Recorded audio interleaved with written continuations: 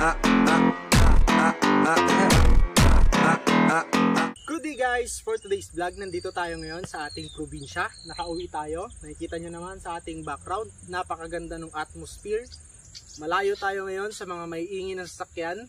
At ang ating content ngayon ay walang iba kundi ang ating motor. For 2 years nating ginagamit. Ano yung maganda at pangit na na-encounter natin dito sa motor na to? Okay ba siyang gamitin? Or worth it nga ba siyang bilhin? Gagawin natin tong vlog na to para sa ating mga ka-ER dyan na nag-subscribe. At para rin makatulong dun sa mga nagbabalak na kumuha ng Easy Ride 150N. Kaya tutok lang kayo, umpisahan na natin. Umpisahan natin ngayon ang pagre-review dito sa motor natin sa kanyang presyo. Ito yung pinaka-major kasi na dahilan kung bakit natin nakuha tong motor na to. Ito ay may presyo na 66,000 pesos. Sa kanyang muka, bulky na rin siya. And kapag ikakash mo siya, magiging 64,000 pesos.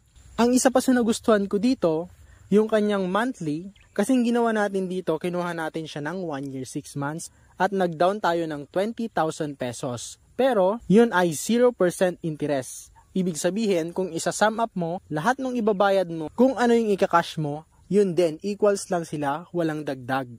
Tapos, ang monthly ko dito is 2,528. Yan, 2,528 only for 1 year and 6 months. And I think, sa ganung presyo, 66,000 pesos, wala nang ibang scooter na kasing kamukha nito, kasing lapad, mukhang maxi scooter na 66,000 pesos yung kanyang presyo. Doon naman ako napakuha kay Easy Ride. Sa totoo lang guys, nung naglabas si Motorstar ng NMAX look-alike, isa rin ako dun sa mga lumaki yung butas ng ilong, no? Motorstar, tapos mukhang NMAX. Nung una talaga, hindi rin ako nagagandahan kay Easy Ride. Pero kalauna, nung tinitignan ko na yung kanyang assembly, yung kanyang muka, napakaangas lang din niya. And sa overall looks naman niya, para sa akin, pasadong-pasado naman. At disclaimer lang dun sa mga maliligaw dito. Itong video na to, ginawa ko dun sa mga may pambili naman, pero gustong mag-budget, at dun sa mga tight talaga yung budget. Unahin muna natin sabihin yung mga nagustuhan natin dito sa motor na to. Unang-una yung kanyang tindigan, maporma rin naman siya. Meron siyang malapad na upuan na very suited para sa mga naglo-long ride. And sa aking experience from Parañaque to Cabanatuan, dun lang ako nag-stop over kasi dun lang ako nagpapagas. Pero take note, hindi pa dun sumasakit yung puwet ko. Maganda rin sa kanya, meron din siya ng mga position para sa ating paa. May cruising type, ayan. Napakaganda niya for long ride at meron din siyang standard.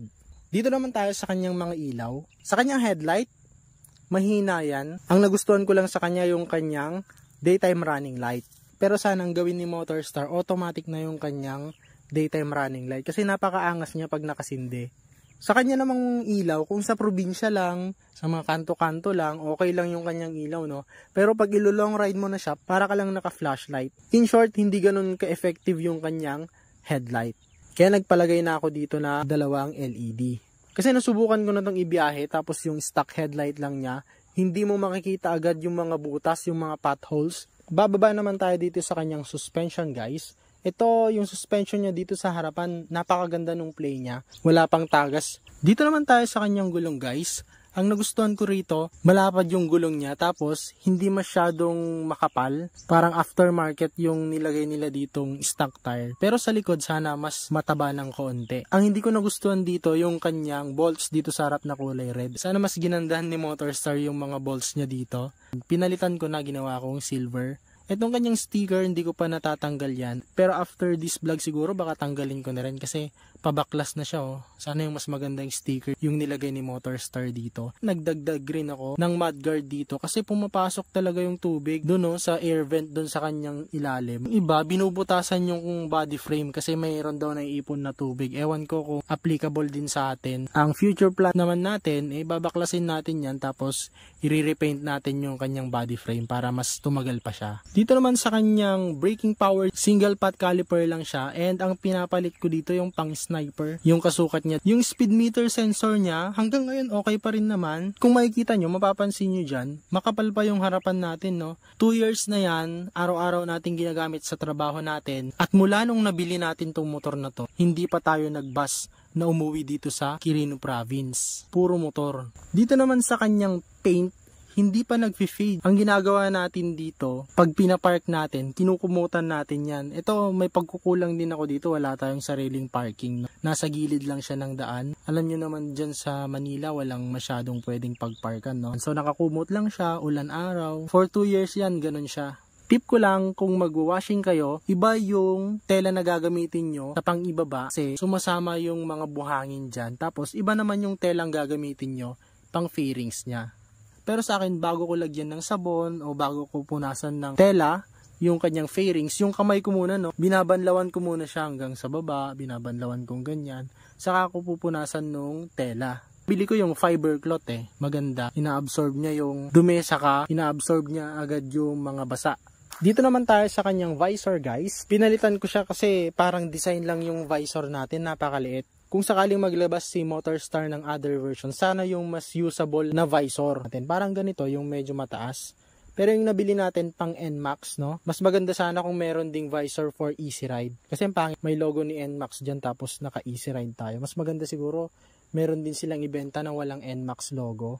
Yan, so tinaasan ko yung kanyang visor kasi gamit na gamit naman niya. Nung una parang hesitant pa ako kasi parang magiging labas design lang siya, no? Pero nung ginamit natin ngayon, pambiyahe, napakaganda nung effect. Yung katawan mo, hindi niya ina-absorb yung hangin na padiretso sa'yo. Nadi-deflect nitong ating malaking windscreen. And at the same time, di ba pag bumabiyahe kayo, madaming mga insekto, diretso sa helmet nyo yun Pero ngayon, yung helmet natin napakalinis. So, very good. Okay na okay yan na upgrade mo pag naglo-long ride ka.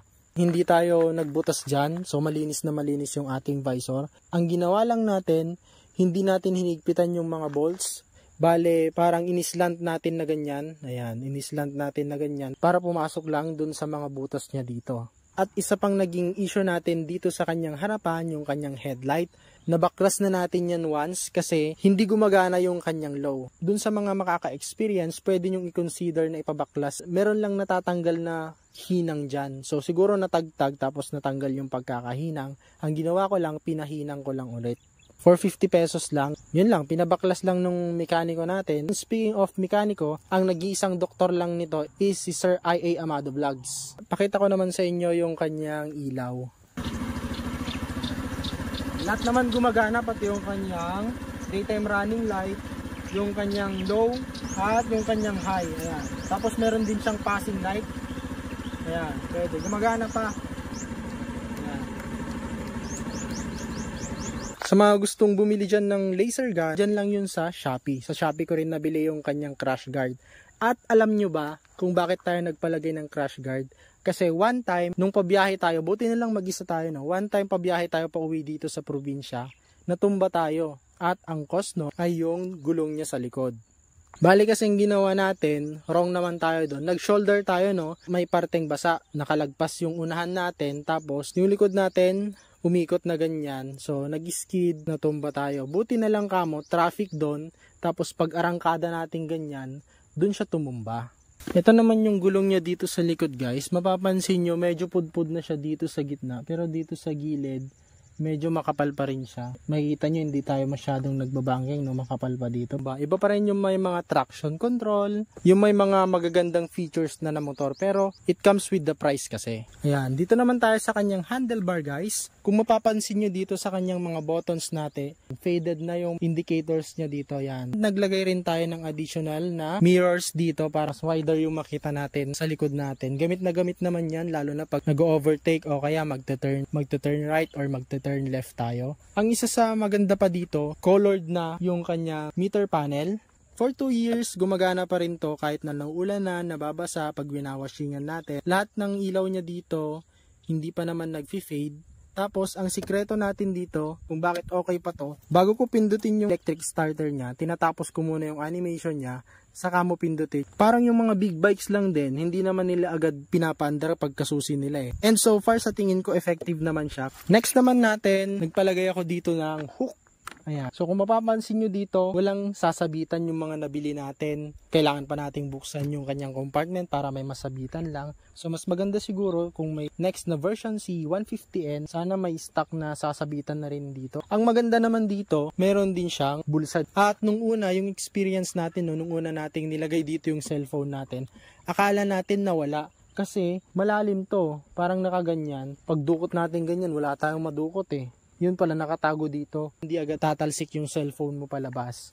Dito naman sa kabila, sana binutas na lang din nila to. Para kaliwat kanan, meron front compartment. Ayan, nilagyan ko na lang ng switch ng kanyang LED. Tapos ito, nakadomino rin siya dito for the laser gun. Dito naman tayo guys sa kanyang fuel tank. Ang fuel tank capacity nito ay 6.6 liters. Pero pag nagpapagas tayo, pumapatak na 7 liters siya. Fuel consumption, 35.7 kilometers per liter. Mineasure natin yan from Paranaque hanggang dito sa Difun, Quirino. Nakalimutan din pala nating banggitin, meron na rin pala tong USB charging port. Nagagamit ko yan sa aking speaker. Yan yung portable na dinadala natin pag naglo-long ride tayo para hindi tayo maboring. Pati na rin sa ating cellphone. Mapapansin nyo guys, yung kanyang upuan, hindi pa yan napapalitan. Okay pa sana itong upuan natin, wala pa sanang mga konti-konting kudlit na ganyan. Pero yung mga pusa pumupunta dyan tapos kinakalmot yung upuan natin. Sa decals natin, hindi matibay yung nilalagay na decals ni Motorstar. So ang nangyari dito, natanggal yung letter E nung Easy Ride natin dito. Kaya tinanggal ko na rin lahat, pinalitan ko na lang ng sticker Easy Ride Journey. Doon sa kabila, nandito pa rin yung Easy Ride 150N. Sa kanya namang compartment guys, nakulangan din ako dito. Hindi siya kasing laki nung NMAX. Ang nagustuhan ko dito, kapag tinataas mo siya, meron siya spring na yung upuan niya hindi babagsak. Pero ang nawawala dito, wala tong helmet hook. Pa-share naman guys dun sa mga naka Easy Ride 150N kung ano yung discard nyo pag iniiwan nyo dito yung helmet. Sa kanya namang top speed guys, nakakuha tayo dito pinakamataas 116 km per hour. Nung bago lang lagay yung regroup natin, naka bando belt tayo, naka 14-16 na flyball. Yun lang yung upgrade natin sa kanyang panggilid. Regroup, bando belt, saka flyball lang. Saka center spring pala na 1k RPM pang beat. Tapos, yung kanyang clutch spring. Kung mag-upgrade naman kayo guys, ang pinaka marirecommend ko dito, yung pinaka budget, mararamdaman nyo talaga yung kanyang clutch spring. Yung kanyang center spring, kahit hindi mo napalitan, kasi parang same lang naman siya, no? Nung kanyang performance, yun yung masasabi ko. Ito, nagpalagay din tayo dito na top box para sa ating mga biyahe. Ayan, may sticker din tayo dyan ng ating Easy Ride Journey. Tapos, kay Boss IA Amado. Yung kanyang taillight naman, gumagana pa rin. Yan, magana pa rin siya. Yung brakes niya, signal lights. Yan. Ang kagandahan ng pagkakaroon ng kanyang top box, kapag nasa arawan siya, nalililiman niya yung kanyang tail light. Kaya yan, makikita nyo pa rin, napakakintab pa rin. Ang hindi ko lang nagustuhan, itong kulay red niya dito, no? Sana mas ginawa nilang solid. Sa gabi, kitang-kita yan. Pag umaga na, scattered kasi siya eh. Ang isang napansin natin dito, yung kanyang turning lights, napaka-slim lang niya, no? Dito tayo sa mga naging issue natin dito sa kanyang likod. Ang pinaka-issue natin dito is yung kanyang vibration. Maingay siya talaga. Kung hindi mo talaga mahanap kung saan nagmumula yung ingay. So, tip ko sa inyo, ito, yung pinakadulo dito, meron siyang tornilyo. Pitan mo yan kung baka nandyan yung vibrate. Lalong-lalo na dito. Yung mga hindi pa nakakaalam dito sa kanyang mudguard, merong tornilyo dito sa likod nito. Pag tatanggalin mo to, nakatornilyo dun sa kanyang electric starter dito. Baka naluwagan lang kaya nagva-vibrate. Isa pang nagiging ingay dito ay yung kanyang caliper. Yung caliper ko talagang umingay siya. Ang ginawa ko guys, ayun, nakikita nyo yun? Dun sa pagitan ng caliper, nilagyan ko ng spring. Kasi ang nangyayari dyan, kapag napudpud, nagpi-play siyang ganyan eh. Lalo na pag nadadaan ka sa mga rough road. Para nakatulak pa rin siya palayo dun sa kanyang disc. Isang ayaw ko dito sa mudguard, kapag katatapos mo lang mag-washing, tapos papatakbuhin mo siya, biglang ang daming mga patsi-patsi na puti dito. Lalo na kung may sabon pa yung pinang-washing mo. Saan nanggagaling yon? Dito, naiipon. Ginawa ko dyan guys, kung makikita nyo, papasok natin yung camera. Ayan, so binutas natin yan. Kumuha lang tayo ng pako, pinainit lang natin, tapos tinusok natin. Ang isa pang nagbibigay ingay dito, ito, yung kanyang spring dito. Nakikita nyo yan, may bakas siya. Ang ginawa ko dito, tinaas ko lang to. Meron siyang clamp dito na built-in, tapos tinaas ko lang para hindi na siya dumikit dito sa kanyang fan cover. Ang recent lang natin na discover kaya umiingay si Easy Ride ay ito.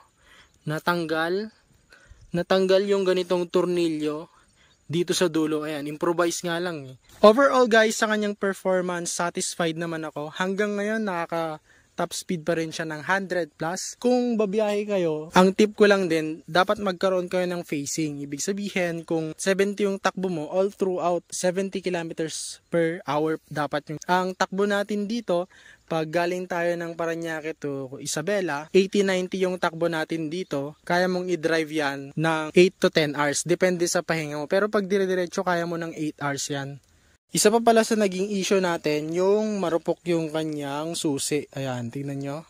Naputol yung susi natin. Pero yung kanyang gas consumption lang, nag-upgrade lang tayo ng panggilid, naging okay na siya. 35.7. Yung kanyang ilaw, yun lang naman yung mahina. Yung kanyang fairings guys, nasa pag-aalaga na rin yan, hindi yan sa brand ng motor. Ayan, patunay yan. 2 years na, okay pa naman yung kanyang fairings.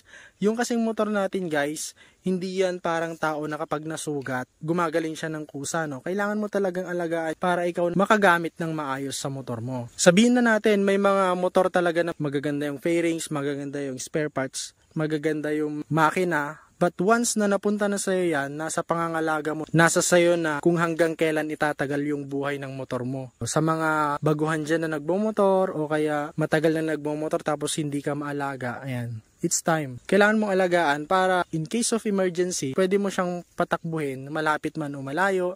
Kung may mga gatherings ka na pupuntahan tapos ang dungis-dungis ng motor mo, ang mangyayari, magre-reflect din dun sa pagkatao mo yon, di ba? Ang langis natin dito, mula nung nabili, isa lang, shell lang din. Shell Advance lang yung nilalagay natin dito na synthetic. Gaya nga ng sinabi ko sa inyo kanina, mula nung nabili natin tong motor na to, hindi pa tayo nag-bus pa uwi. Up until now na vina-vlog natin to. Yun na nga mga ka-ER, hanggang dito na lang ang review natin sa ating Easy Ride 150N for 2 years natin ginagamit. Sa mga may katanungan dyan na hindi pa natin nabanggit dito sa vlog na to, itanong nyo na lang dun sa comment section. Kung kaya naman nating sagutin, sasagutin naman natin. Nagpapasalamat tayo unang-una sa Diyos dahil ibinigay niya kayo sa akin, 10,000 subscribers. Maraming salamat po sa inyong pagsuporta kahit na yung vlog natin ay mga pakat-kat lang, mga simple lang yung mga ano natin. Wala pa tayong magagandang gamit.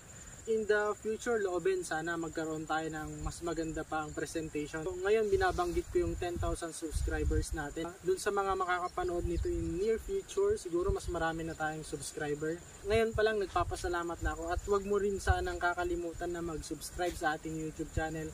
Nagre-review po tayo dito ng bagong motor. Hinahanap din natin yung mga mura, yung mga budget friendly. Sana po makapag-subscribe kayo sa ating YouTube channel. At meron din naman tayong Facebook page at TikTok. Hanggang dito na lang guys. Thank you for watching. Thank you 10,000 subscribers. Hanggang dito na lang. Ride safe.